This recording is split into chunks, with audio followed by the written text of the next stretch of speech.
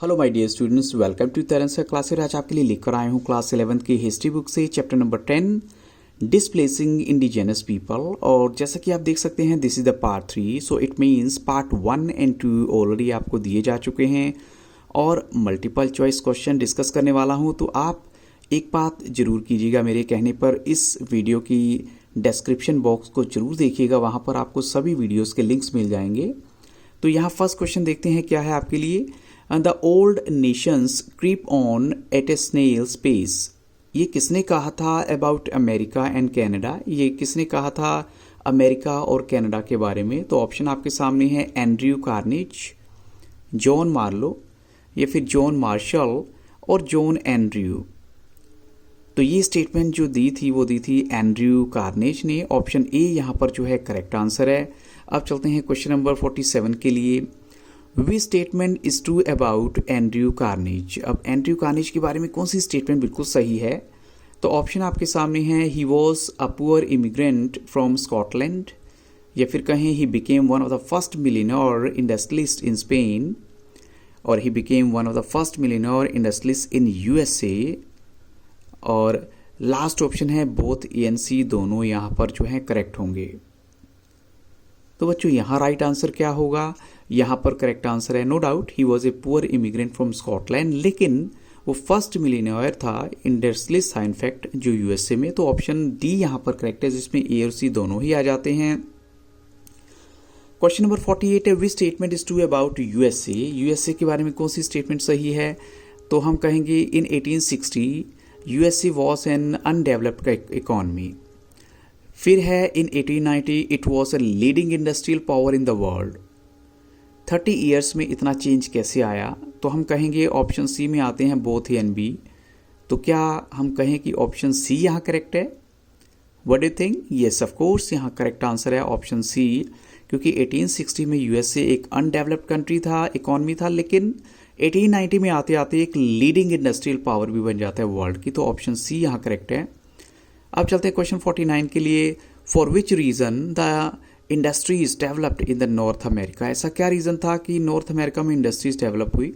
तो ऑप्शन आपके सामने हैं to manufacture railway equipment so that rapid in transport could link distant places, या फिर कहें to produce machinery which would make large scale farming much easier, और last option है बोथ ए एंड बी। दोनों ही करेक्ट होनी चाहिए, जिसकी वजह से जो है इंडस्ट्री नॉर्थ अमेरिका में डेवलप हुई। तो यहाँ पर बच्चों करेक्ट आंसर है ऑप्शन सी, क्योंकि मैन्युफैक्चर करना था रेलवे इक्विपमेंट्स को ताकि रैपिड ट्रांसपोर्ट जो है वो फास्ट जो है हो जाए, क्विक हो जाए डिस्टेंट प्लेसेस के लिए भी, और साथ में कुछ ऐसी मशीनरी को डेवलप करने का इनका टारगेट था ताकि फार्मिंग ईजी हो जाए। तो ऑप्शन सी यहाँ करेक्ट आंसर है। क्वेश्चन 50 देखिए, when was USA continental expansion completed? USA का कॉन्टिनेंटल एक्सपेंशन कब कंप्लीट हुआ था? तो ऑप्शन आपके सामने है 1892, 1895, 1899, 1897। तो हम कहेंगे बच्चों यहाँ पर जो राइट आंसर है वो है ऑप्शन ए 1892 में। अब चलते हैं क्वेश्चन नंबर 51 के लिए। When had US become an imperial power? US जो है इंपीरियल पावर कब बना? तो ऑप्शन आपके सामने है when USA had set its colonies in Hawaii, when USA had set up its colony in Philippines, या फिर कहें दोनों ही ऑप्शन यहाँ करेक्ट हैं। तो हम कह सकते हैं बच्चों इंपीरियल पावर यूएस तब बना जब उसने अपनी कॉलोनीज जो है हवाई में भी सेट की, लेकिन साथ में फिलीपाइंस में भी सेट की। तो ऑप्शन क्या बना हमारा? ऑप्शन सी यहाँ करेक्ट आंसर है। क्वेश्चन 52 देखिए, which right was meant only for white man? कौन सा राइट जो है सिर्फ वाइट पीपल के लिए बना था? तो ऑप्शन आपके सामने है democratic right, the right to vote for representatives to Congress, या फिर कहें वो डेमोक्रेटिक राइट यानी right to vote for the president, या फिर कहें द राइट टू प्रॉपर्टी, या फिर सारे के सारे ऑप्शन सी करेक्ट हैं, क्योंकि ये सभी के सभी वाइट लोगों के लिए ही थे। तो यहाँ पर बच्चों जो करेक्ट आंसर है वो है ऑप्शन डी, क्योंकि ये सभी के सभी राइट जो हैं वो वाइट मैन के लिए थे। तो ऑप्शन डी यहाँ करेक्ट है। अब चलते हैं क्वेश्चन 53 के लिए। Who was Daniel Paul? Daniel Paul कौन थे? तो ऑप्शन आपके सामने हैं an American native, second option है a French native, a Canadian native और रशियन नेटिव। तो बच्चों यहाँ पर राइट आंसर क्या होगा? यहाँ पर राइट आंसर है ऑप्शन सी, वो एक कैनेडियन नेटिव थे, डैनियल पॉल। अब चलते हैं क्वेश्चन 54 के लिए। The problem of Indian administration, a survey directed by social scientist. ये एक सर्वे था जिसका नाम है the problem of Indian administration. तो ये जो एक सोशल साइंटिस्ट हुए हैं उनका नाम आपको बताना है। किसने डायरेक्ट किया था? Lewis Carroll, Lewis Merriam, Lewis Hudson, Henry Jefferson. तो बच्चों यहाँ पर राइट आंसर क्या होगा? ऑफ कोर्स यहाँ पर करेक्ट आंसर है ऑप्शन बी, ल्यूइस मेरियम जो है उनका नाम था। अब क्वेश्चन नंबर 55 में आपको ये बताना है कि जो डिक्लेरेशन ऑफ ह्यूमन राइट्स है इसको प्रिपेयर किया गया था यूएस और कैनेडियन गवर्नमेंट ने, लेकिन कब? तो ऑप्शन आपके सामने है 1954, 1956, 1957 या 1976। तो यहां पर जो राइट आंसर है वो है इन 1954। Option A is the correct answer. अब चलते हैं क्वेश्चन नंबर 56 के लिए। When did the US and Canadian government announce that they would not recognize the aboriginal rights? यानी कब जो है यूएस और कैनेडियन गवर्नमेंट ने ये अनाउंस किया कि वो एबोरिजिनल राइट्स को रिकॉग्नाइज नहीं करेंगे? तो ऑप्शन आपके सामने है इन 1954, 1976, 1969 या फिर 1978। तो हम कह सकते हैं बच्चों यहाँ पर करेक्ट आंसर क्या होगा? ऑफ कोर्स यहाँ पर जो राइट आंसर है वो है ऑप्शन सी, इन 1969। अब चलते हैं क्वेश्चन नंबर 57 के लिए। Which act gave the natives in reservations the right to buy land and take loans? अब ये जो है उनको लैंड खरीदने का या लोन लेने का जो राइट है कब मिला था नेटिव्स को? तो ऑप्शन आपके सामने है, उस एक्ट का नाम बताना है। इंडियन रीऑर्गेनाइजेशन एक्ट ऑफ 1934 या American reorganisation act of 1934, Canadian reorganisation act of 1934 या फिर American Canadian reorganisation act of 1934। तो बच्चों यहाँ पर हम कहेंगे जो करेक्ट आंसर है वो है Indian reorganisation act of 1934। Option A जो है यहाँ करेक्ट है। अब चलते हैं क्वेश्चन 58 के लिए। When did the aborigines begin to arrive on the continent? यानी ऑस्ट्रेलिया जो है कब आना उन्होंने स्टार्ट किया था? तो ऑप्शन आपके सामने हैं over 30,000 years ago, over 40,000 years ago, over 55,000 years ago या फिर over 22,000 years ago। तो यहाँ पर जो करेक्ट आंसर है वो क्या होगा? यहाँ पर राइट आंसर है option B, over 40,000 years ago जो है वो करेक्ट है। ऑप्शन बी यहाँ राइट है। अब चलते हैं क्वेश्चन नंबर 59 के लिए। फ्रॉम वेयर हैड दीज एबोरिजाइंस कम? ये लोग कहाँ से आए थे? तो ऑप्शन आपके सामने है फ्रॉम स्पेन, फ्रॉम फ्रेंच और या फिर फ्रॉम पोर्तुगाल या फ्रॉम न्यू जिनिया। तो बच्चों यहाँ हम कहेंगे कि ये लोग आए थे from New Guinea. Option D यहाँ करेक्ट आंसर है। क्वेश्चन नंबर 60 देखिए। How was New Guinea connected to Australia at the time? तब जो नया जो जिनिया है वो कैसे कनेक्टेड था ऑस्ट्रेलिया के साथ इस वक्त? By road, by air, bye land bridge या फिर बाय ट्रेन? तो बच्चों यहाँ पर अगर हम इस टाइम की बात करें तो ऑफ कोर्स यहाँ कोई और ऑप्शन तो पॉसिबल नहीं था, लेकिन कौन सा था? By land bridge. Option C यहाँ पर करेक्ट आंसर है।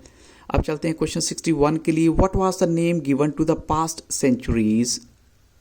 पास्ट सेंचुरीज को जो है क्या नाम दिया गया था? तो ऑप्शन आपके सामने है dream life, dream time, dare dream और ड्रीम केयर। तो यहाँ पर हम कहेंगे जो पास्ट सेंचुरीज को जो नाम दिया गया था वो था ड्रीम टाइम। ऑप्शन बी यहाँ करेक्ट आंसर है।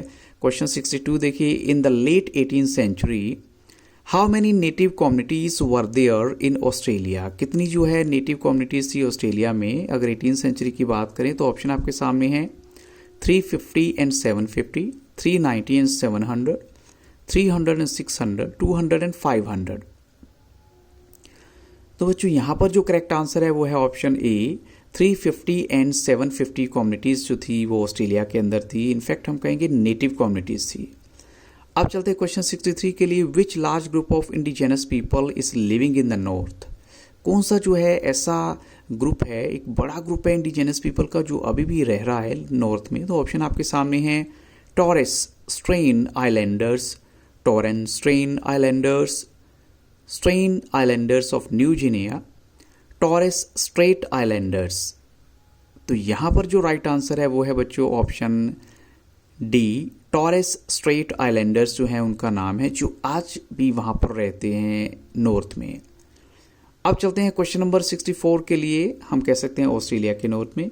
64 देखिए, how much do they constitute the Australian population in 2005, यानी उनका जो ओवरऑल पॉपुलेशन का कितना परसेंटेज है, 2%, 3%, 4% या फिर 2.4%। तो अकॉर्डिंग टू 2005 जो है उनका परसेंटेज था 2.4%। ऑप्शन डी यहाँ पर राइट आंसर है।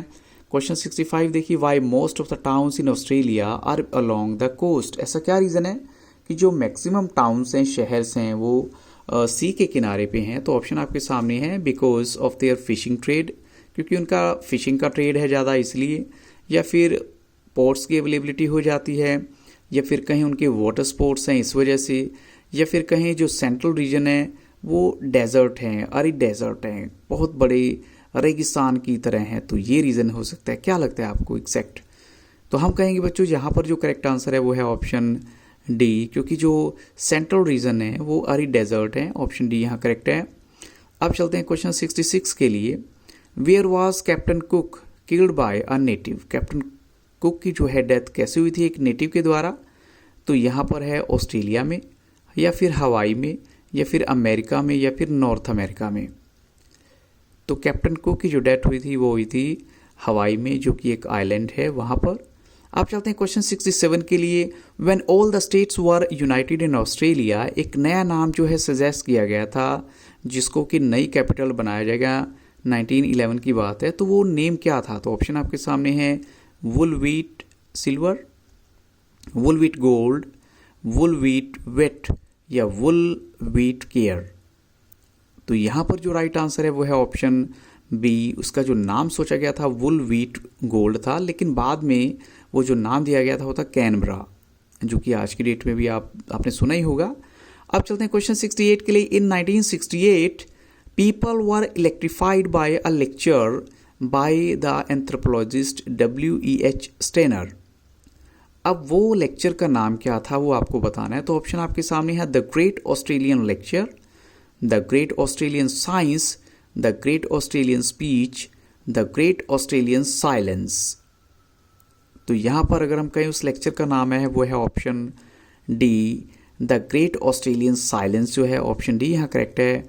अब चलते हैं क्वेश्चन 69 के लिए। Who wrote this book, why were not this told. अब ये बुक किसने लिखी थी? तो ऑप्शन आपके सामने है, हेनरी रेनल्ड्स, हेनरी फ्रे, हेनरी मार्क, हेनरी वुड। तो हम कहेंगे बच्चों यहाँ पर जो करेक्ट आंसर है वो है ऑप्शन ए, हेनरी रेनल्ड्स ने ये बुक लिखी थी। अब चलते हैं क्वेश्चन 70 के लिए। From 1974 which had been the official policy of the Australian government. ऐसी कौन सी पॉलिसी है जो ऑस्ट्रेलियन गवर्नमेंट की ऑफिशियल पॉलिसी है? मल्टी कल्चरलिज्म, मल्टीलिंगुअल, या फिर मल्टी डायमेंशनल ट्रेड, या फिर ऑल ऑफ दीज। तो बच्चों हम तो टेक्स्ट को फॉलो करेंगे। टेक्स्ट बुक में आपके जो करेक्ट आंसर है वो है ऑप्शन ए, मल्टी कल्चरलिज्म जो है वो राइट आंसर है। क्वेश्चन 71 देखिए। The government had always termed the land of Australia as. उन्होंने जो है ऑस्ट्रेलिया को एक ऐसा लैंड बोला है that is belonging to nobody. तो ऑप्शन आपके सामने है, टेरा म्यूलियस, टेरा न्यूलिन, टेरा मुलिन, या फिर टेरा न्यूलियस। तो यहाँ पर हम कहेंगे ऑप्शन डी करेक्ट आंसर है, टेरा न्यूलियस जो है। और बच्चों इन्हीं क्वेश्चंस के साथ इस वीडियो को स्टॉप करूंगा, but I hope so this questions will definitely help you lot. अगर वीडियो अच्छा लगा हो तो लाइक, शेयर और सब्सक्राइब करना मत भूलिएगा। Have a very nice day.